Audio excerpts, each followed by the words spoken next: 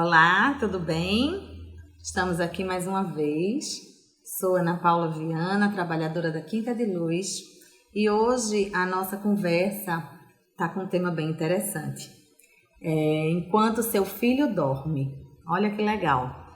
E aí, enquanto eu pesquisava, enquanto eu procurava informações para trazer essas ideias para vocês sobre esse tema, eu imediatamente me deparei com a questão do desdobramento, né? A doutrina espírita fala sobre o desdobramento e aí eu queria introduzir com vocês esse tema a partir de uma breve explanaçãozinha, né, pequena mesmo, sobre o desdobramento e trazer umas outras ideias para a gente conversar, para a gente refletir, né?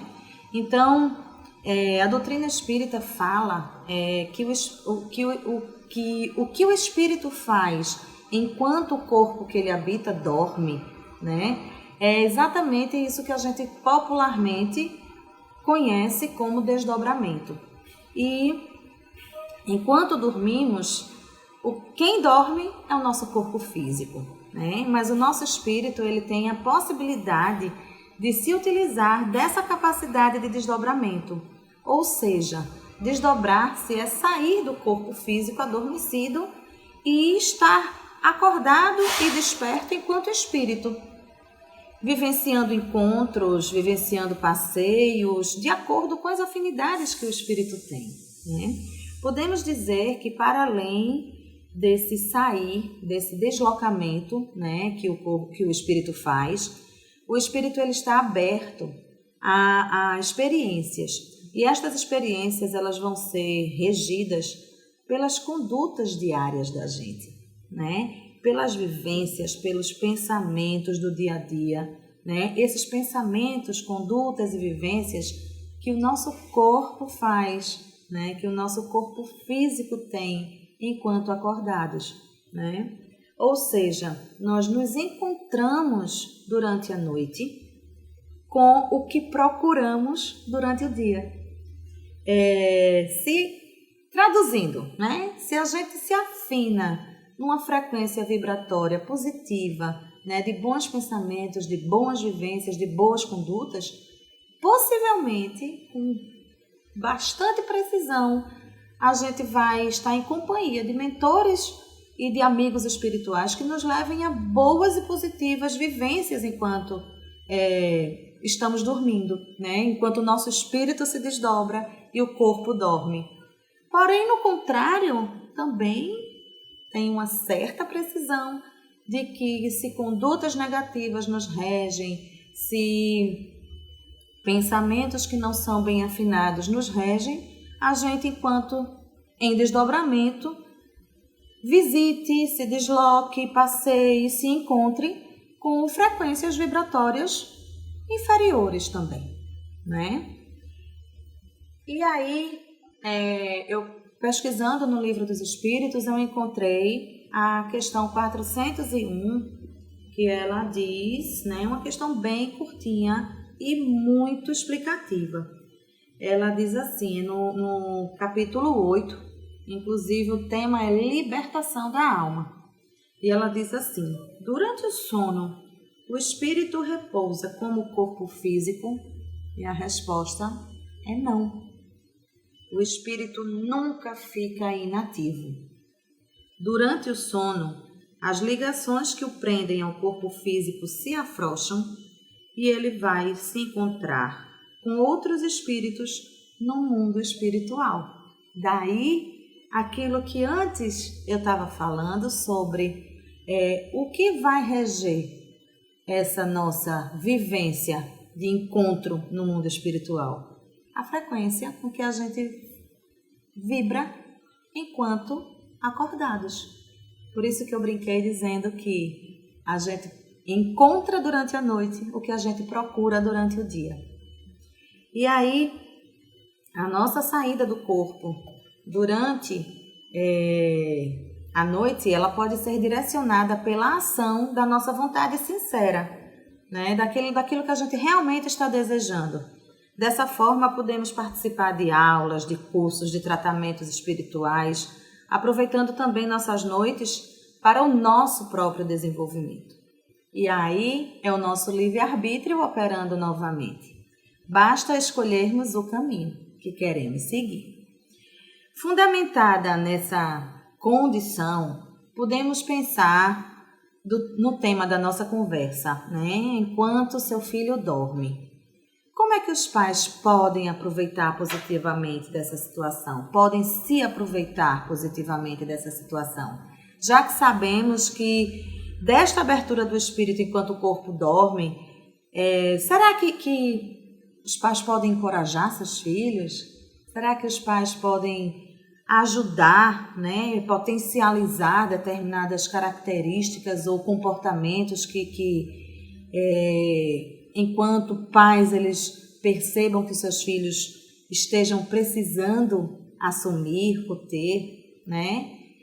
E aí eu me lembrei também de uma história, né, porque que nos remete a esse sono, a esse momento, né? Uma história bem antiga já, que algumas pessoas contam, né? Ela está presente em muitas revistas da pedagogia, né, da educação, que fala sobre um pai que, por conta de trabalhar bastante, né, ele não tinha muito tempo de estar com seu filho.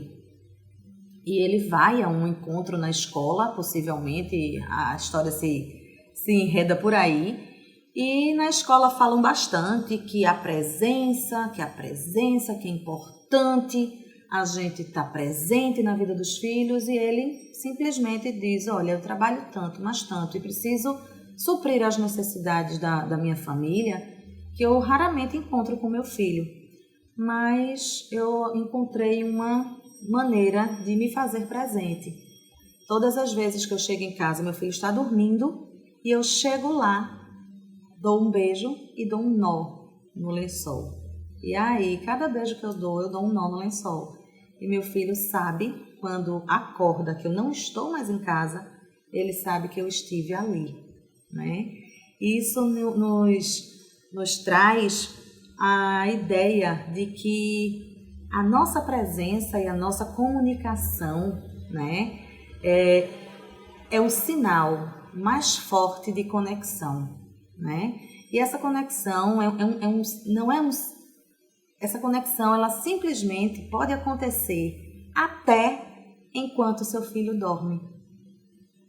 Não deixar passar nem esse momento de conseguir estar presente e conectado ao seu filho.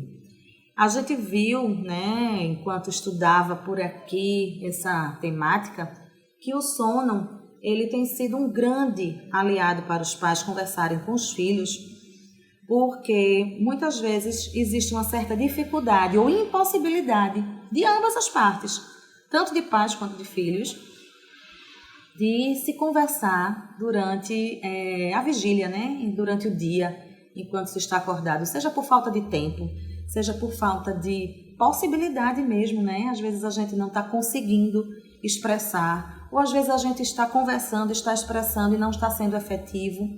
E aí a gente entendeu, a gente percebeu que o sono tem sido um grande aliado nesse momento de conversa, né?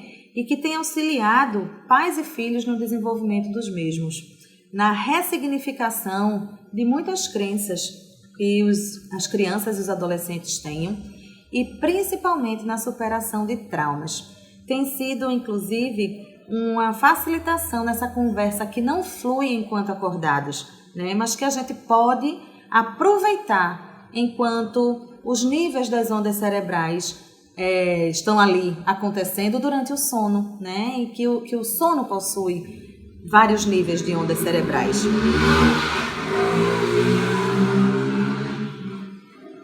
O conhecimento que a neurociência nos dá mostra que é durante o sono que acontece a consolidação das memórias e a fixação dos aprendizados. Olha só que momento oportuno, não é?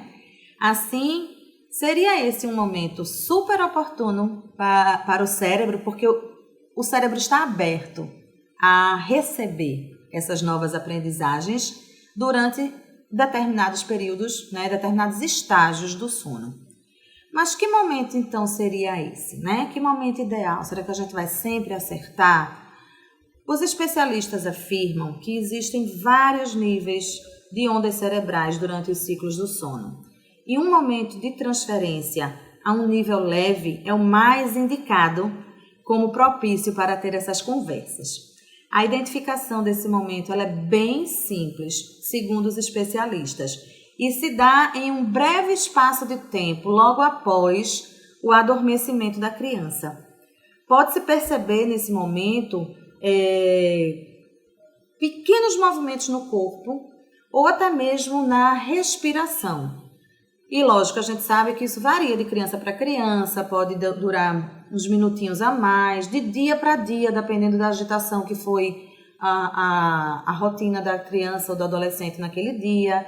Então, durante a noite, quando ele vai dormir, esse tempinho também pode variar, né? Mas que as sugestões que os pais possam fazer, né? As sugestões dadas nessa conversa, elas serão recebidas pela criança sem despertá-la. E não vão interferir no seu ciclo normal e essencial, né? Porque a gente sabe que o sono ele é reparador. E a noite de sono ela tem que ser regular, ela tem que ter todo o seu desenvolvimento normal e essencial para realmente a criança estar dentro de um padrão legal de resultado de crescimento e amadurecimento, ou seja, de desenvolvimento. Então, eu achei isso bem interessante, né? Entender que existe aquele nível, né? Aquele momento mais apropriado em que a criança não vai despertar com a nossa conversa e ainda assim não vai perder o seu momento de sono, sua essência, né, de sono, e vai ouvir, vai estar ali ainda recebendo, aberta às experiências, né?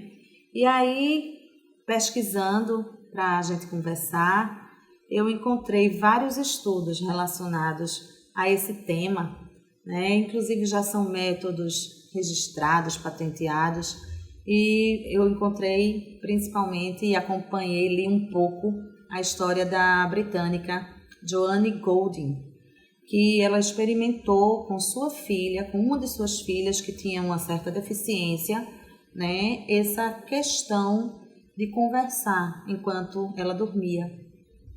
E ela chegou a níveis de resultados tão potentes, de mudanças, né, de ressignificações de crenças que essa criança tinha na época, que na década de 70 ela criou o programa chamado Golden Sleep Talk, exatamente para potencializar o desenvolvimento infantil, né, através desse recurso de desenvolvimento mental e emocional durante o sono, e auxiliar famílias que, como ela, não estavam tendo êxito exclusivamente nas conversas tradicionais. E hoje o método dela é aplicado por especialistas em mais de 25 países, né, no mundo, inclusive o Brasil, e tem se tornado uma ótima ferramenta para a orientação de pais pelos educadores parentais.